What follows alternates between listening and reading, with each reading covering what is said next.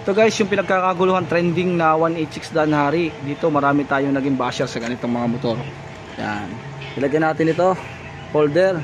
Tapos ilagyan natin ng U-box. Kaya yan yung forma niya mga idol. Yan. Reviewin ulit natin. Ang Danhari po ay mayroong 5 speed.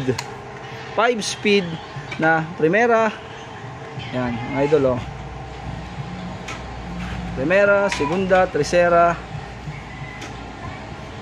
kwarta, quinta. Alright. Tapos meron siyang fuel. Yan, fuel siya. Fuel gauge. Tapos ang speedometer niya ay 140. Meron din siyang charger port. Tapos yung mga switch niya ay sa mga Rusi or Skygo. Yan, tapos yung kanyang butterfly sa mga Euro pa rin, hindi na bago, pati shock.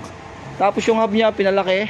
Style Barako talaga yung hub niya sa una, sa front niya, tapos sa rear niya.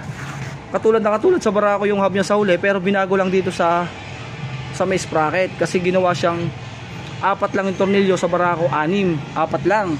Tapos yung kanyang stator mga idol, bali ACCDI kasi po may red and black siya sa stator. Ano? Tapos naka-carburetor type siya, 27. Ang carburetor niya napakatipid.